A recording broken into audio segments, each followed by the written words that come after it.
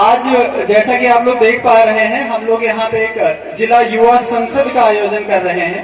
और युवा संसद होती है यूथ पार्लियामेंट, एक राष्ट्रीय युवा नेता कार्यक्रम चलाया जाता है युवा कार्यक्रम और खेल मंत्रालय द्वारा, जिसके तहत जो हमारी युवा पीढ़ी है उनके क्या विचार हैं नीति निर्धारण को लेकर, उनसे जाना जाता है और आगे जो है मेरे मंत्रालय को प्रेषित किया जाता है, जिससे भविष्य में जो कुछ नीतियां बने तो शायद उसमें आपकी भी बात सुनी जाए।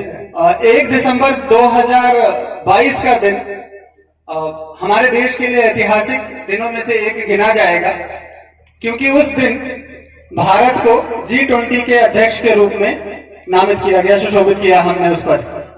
यह हमारे देश के लिए बहुत बड़ा अचीवमेंट है कि दुनिया की लगभग सभी महाशक्तियां उस ग्रुप की सदस्य हैं जिसकी अध्यक्षता हम कर रहे हैं। और इस सेशन के लिए हमारे बीच में आज डॉक्टर उधम सिंह और विक्रांत चौधरी मौजूद हैं, जो आपको इसके ऊपर आपका मार्गदर्शन करेंगे।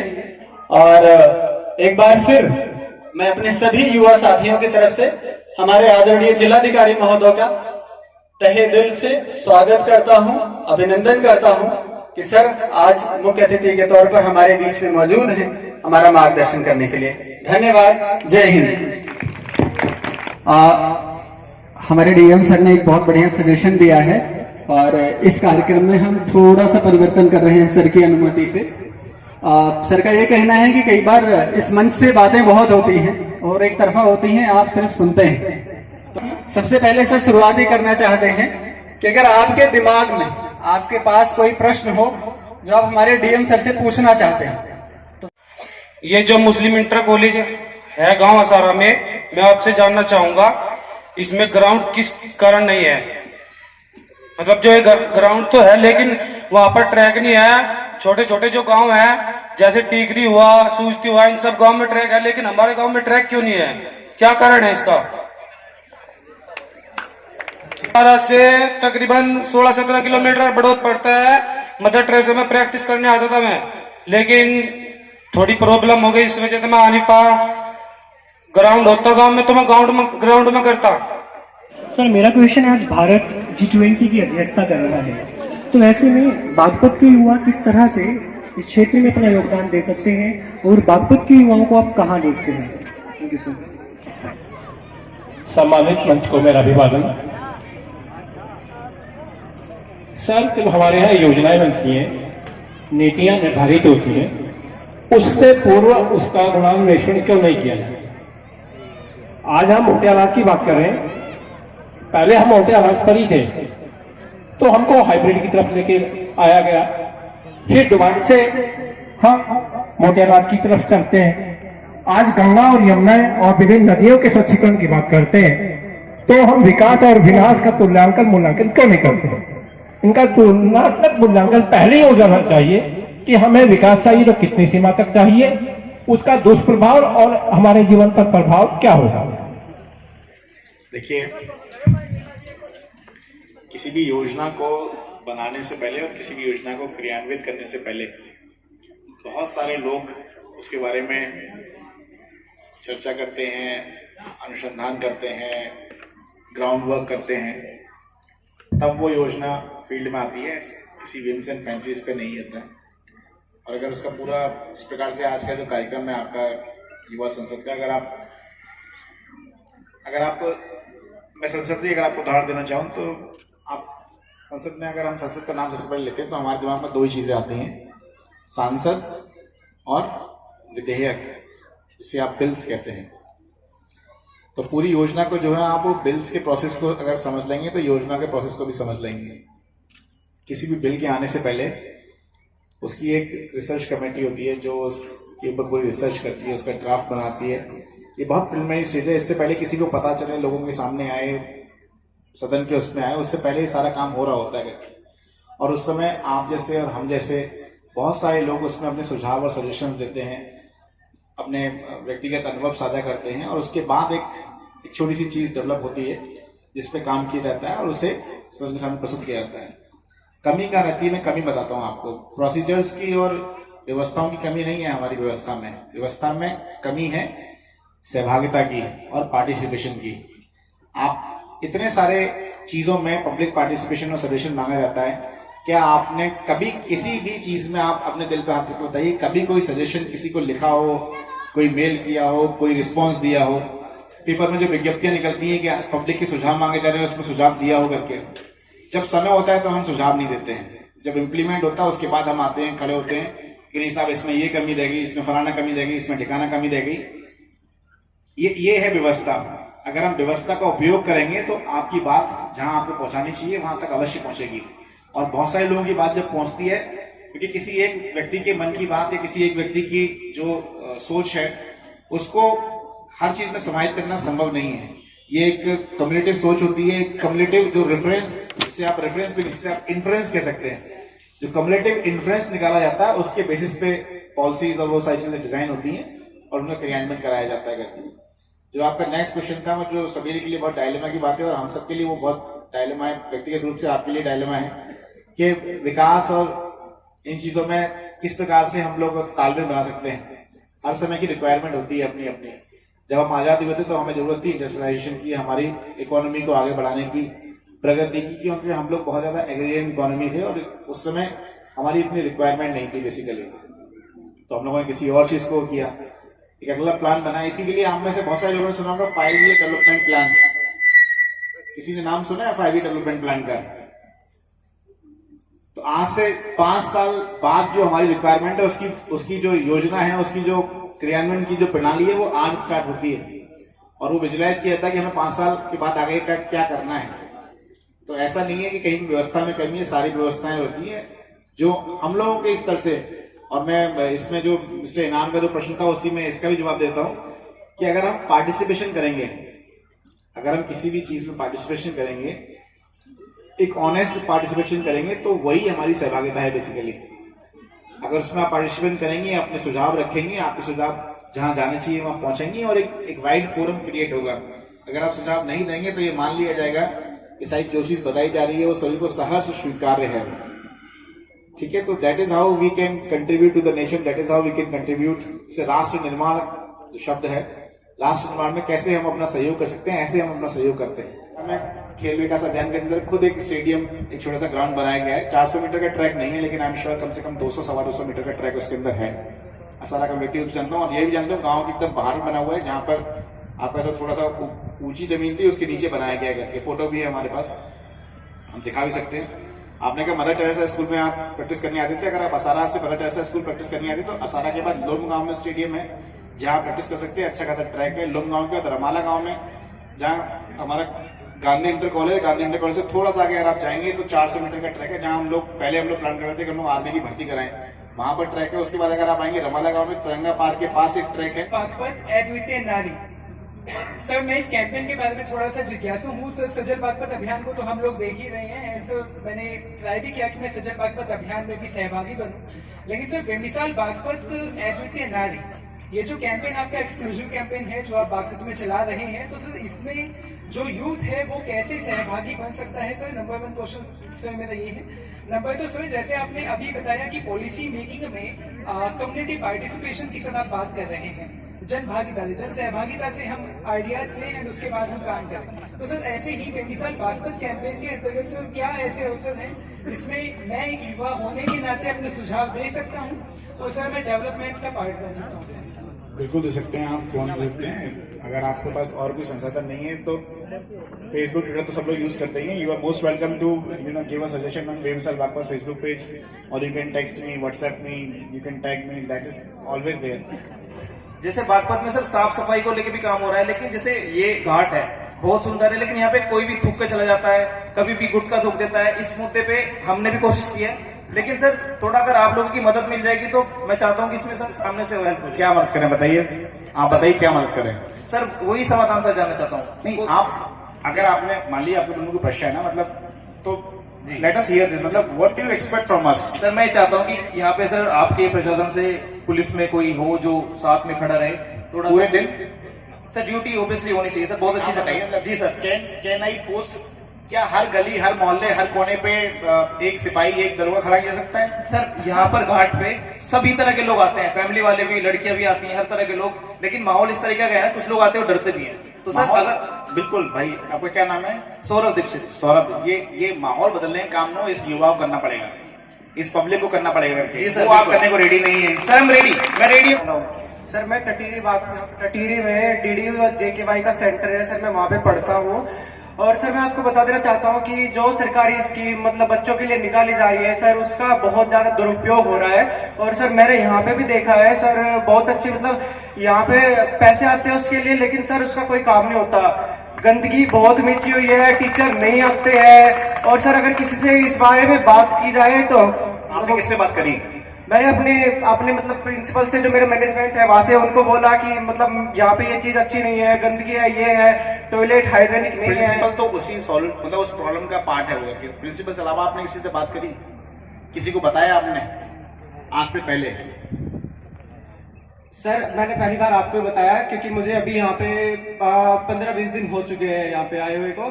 और मैं मतलब जो भी मेरे सामने मिलता है जिसको ये बात बताने लायक है हाँ, तो सर ऐसे 2 सेंटर खिलाफ एफआईआर करा चुके हैं जनपद में।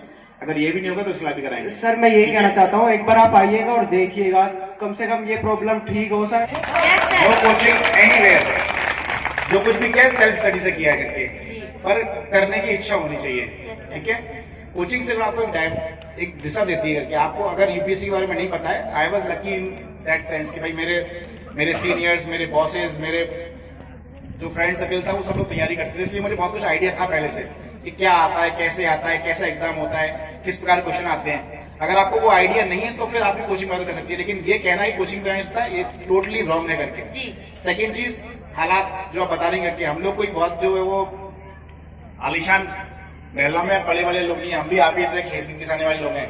ठीक है, आज भी खेती होती है, हल नहीं चलता, ट्रैक्टर चलता है, अलग बात है। हम ये नहीं कहते कि हल चलाते हैं, लेकिन वो सारी चीजें होती हैं। But at a very early age, बहुत पहले मतलब बहुत जल्दी जीवन में जो है स्कॉलरशिप पे आना चाहिए। दुनिया भर की स्कॉलरशिप पे आ सके आप कभी अपना टाइम इन्वेस्ट करके तो देखिए करके, ट्राई टू सर्च, बैठे बैठे सर्च कर देखिए गूगल पे, kind of scholarship available for 10th class, 12th class, graduation preparation.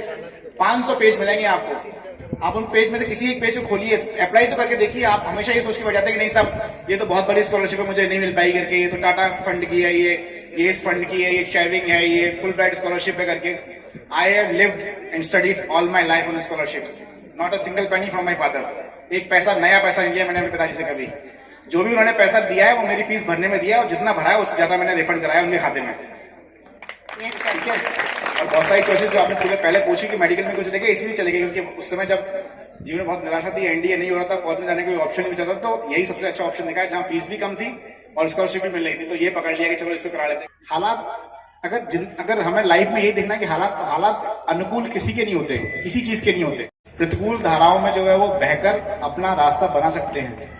ये गारंटी नहीं दे सकता मैं कि आप जहां जाना चाहते हैं वहां पहुंच जाएंगे, ये गारंटी कोई नहीं सकता। ये गारंटी केवल एक ही व्यक्ति दे सकता है जीवन में, और वो है ईश्वर। उसी को पता है कि आप कहां पहुंचेंगे, कहां जाके आपकी नाव ठहरेगी, वो केवल ईश्वर को पता है। लेकिन मैं ये गारंटी दे सकता हूँ, स्टैम्प पेपर लिख के देता हूँ कि अगर तुम उन धाराओं में प्रयास करोगे तो आप जहां हो उससे बेहतर जगह पहुंचोगे। ये मैं आपको लिख के दे सकता हूँ, जहां पे हो उससे अच्छी जगह पहुंचोगे, ये गारंटी है आपकी। लेकिन इन सब चीज के लिए मेरा बहुत अच्छा होना, मेरे फादर का बहुत अच्छा होना, या मेरे परिवार की बहुत अच्छी हैसियत होना, दैट इज इमैटेरियल। अगर ऐसा होता तो आप अगर आपने यूपीएससी बात की, आप यूपीएससी की लिस्ट उठा के देख लीजिए, हार्डली 10% लोग होते हैं जो आपको देखते हैं, उसके अंदर जो वेल टू डू समथिंग होते हैं। Rest everybody is there just by one fact, and remember that fact, hard work, nothing else. मेहनत के अलावा और कोई चीज नहीं होती उनके पास, मेहनत करते हैं इसलिए वहां पहुंचते हैं वो लोग। ठीक है, तो ना कोचिंग की आवश्यकता है, जरूरत नहीं है। अगर आप कर सकते हैं करिए करके, केवल 2 चीजों की आवश्यकता। मैं फिर अगर यूपीएससी की बात चली तो मैं एक भी बता दूं, यूपीएससी का बहुत लॉन्ग टर्म मोटिवेशन होता है यूपीएससी का। आप फरवरी में आपने फॉर्म भरा होता, कब भरा था प्री का फॉर्म? अगर किसी ने तैयारी करी है यहाँ पे, तो कितने लोग तैयारी करना चाहते हैं यूपीएससी की? केवल 1, 2, 3, 4 लोग। तो हमें जिस तैयारी करनी है उसकी पूरी जन्म कुंडली हमको अपने हाथ में रखनी पड़ेगी करके, और उसका सबसे बड़ा हथियार है आपके पास ये फोन। हर आदमी के पास फोन है करके। कितने लोगों के पास आईफोन है? 6 लोगों के पास तो आईफोन ही है। कितने लोगों के पास सैमसंग है? अच्छा, नोट कितने लोगों के पास है? Samsung Note, Galaxy Flip, Oppo, everybody है, Realme, everybody has a phone. इस फोन का उपयोग करिए करके, फोन का उपयोग करिए अपनी टाइम को यूटिलाइज करने में, है ना, जो यूटिलाइज हमें करना है करके। आते जाते चीजों को पढ़िए। This phone is for doing something better. Phone का आविष्कार इसीलिए किया गया था, कुछ अच्छा सोच के किया गया था, और उस अच्छाई को बना के रखना है करके।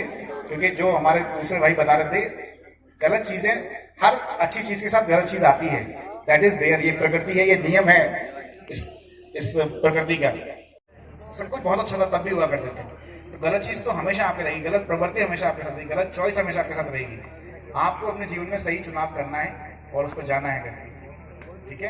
तो फोन का इस्तेमाल करिए, ढूंढिए, अगर आपके पास संसाधन नहीं है, वित्तीय संसाधन, स्कॉलरशिप ढूंढिए करके, दुनिया भर की स्कॉलरशिप से apply in it, go for it, प्रयास करते रहिए। एक में सफलता नहीं मिलेगी, दूसरी में सफलता मिलेगी, दूसरी में नहीं, तीसरी में मिलेगी करके।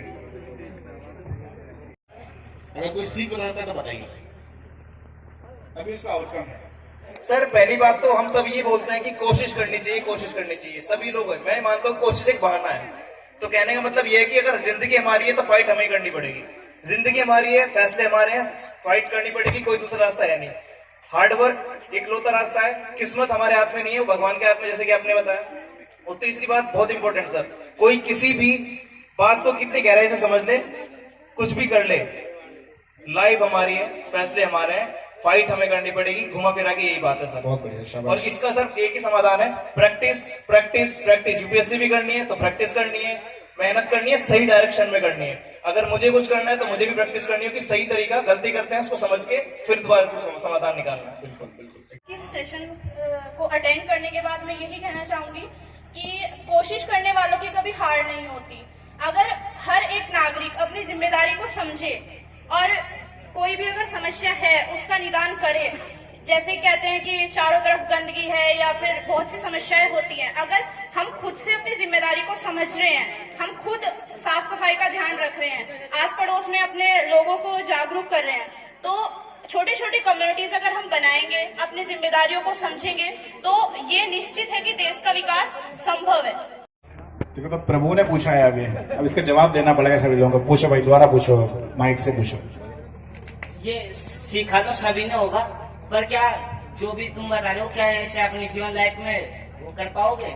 बताइए, जवाब दीजिए। केवल 2 लड़कियां बोल पाई, बता। बहुत बढ़िया, ताली बजाइए पहले इन लोगों के लिए, ताली बजाइए। 200-250 लोगों की भीड़ में केवल 2 लड़कियां बोल पाएंगे, कर पाएंगे बस। दैट इज व्हाट इज बेमिसाल बागपत अद्वितीय नारी, ठीक है। अब फिर से पूछ रहा है प्रभु पूछ रहे हैं, अब बताना पड़ेगा इसका उत्तर। बताइए। हाँ तो सभी भर देंगे, परंतु से अभी जाएंगे, थोड़ी देर बाद भूल जाएंगे। पहले प्रभु ने क्या पूछा था उसका जवाब दीजिए। प्रभु दोबारा पूछिए आप। इस प्रोग्राम की जो मतलब जो क्रक्स है वो इस बच्चे ने कहा है, शायद मैं नहीं कह पाया, वो इस बच्चे ने कहा है। आपने बहुत कुछ सीखा, पर क्या आप इम्प्लीमेंट कर पाएंगे? आधे भी नहीं कर पाएंगे। करना है। ये कुछ यहाँ पर मजाक के लिए है, मजाक लेने के लिए। बहुत बढ़िया, शाबाश प्रभु। तो सर मैंने 20 से ज्यादा पर्सन आपको भेजे हुए इस इंस्टा पे। मैंने जवाब भी दिया है सबका। मैंने, मुझे लगता है किसी भी व्यक्ति के मैंने जवाब नहीं दिया। अब 20 प्रश्नों का उत्तर देना है, इसलिए रिपीटेड। मेरे लिए भी सीख थी, मैंने भी, मुझे I am not very Insta friendly, पर धीरे धीरे समझ में आ गया करके तो अब इंस्टा पे ठीक है। अगर आप if you, I am realising that कि हमारी जो यंगर जनरेशन है that is more on Insta. I try कि मैं इंस्टा पे ज्यादा आ सकूं। I am there on Insta. I am verified also. You can follow me or you can message me there. I am more than happy to help you. But question ये है कि connectivity is not an issue. हम में से कितने लोग हैं, आप, मैं कनेक्टिविटी कैसे उदाहरण देकर बताता हूँ आपको। हम में से कितने ही लोग हैं जो किसी समस्या के लिए 94-544-70-500 पे फोन करते हैं। किसी को नंबर पता है, 9454417562। How many of you know it? केवल एक बच्चे को पता है। तो कनेक्टिविटी का कमजोरी कहाँ पे करके, मैं तो अवेलेबल हुई हूँ, my phone is always, my number is always there with you. Choice is yours, how do you want to connect with me. मतलब क्या आप सोच ही रहे कि मुझे कनेक्ट करना है ना। Typing a letter is a big task. जब हम लोग हॉस्टल पढ़ते थे तब अंतर्देशीय चिट्ठी लिखा करते थे। हमसे पहले जो लोग पढ़ते होंगे थोड़े बहुत भी, वो उस समय पोस्ट कार्ड लिखा करते थे। उससे पहले जो पढ़ते थे वो टेलीग्राम जाया करता था, जिससे एक आदमी पढ़ने के लिए आया करता था कि फला फला टेलीग्राम आया है आपको। Technology has come many folds ahead of us. आज के जमाने में आप किसी भी आदमी से संपर्क करना, इट इज सो इजी। मतलब if you have the determination, I guarantee you can get in connect with honourable CM and honourable PM also. अगर डिटर्मिनेशन आपके अंदर है तो connection is not the problem, will to connect is the problem. ठीक है, और हमारे अंदर विल का बात है, जब हमारा काम पड़ता है तो हम कनेक्ट करने का प्रयास करते हैं। If I have something to do with the administration, if I have a grievance, if I have a genuine concern, only then we try to connect, that is all. तो आप जब चाहें तो कनेक्ट कर सकते हैं। You are more than happy Aman करने के लिए, और वैसे भी आपसे शिक्षा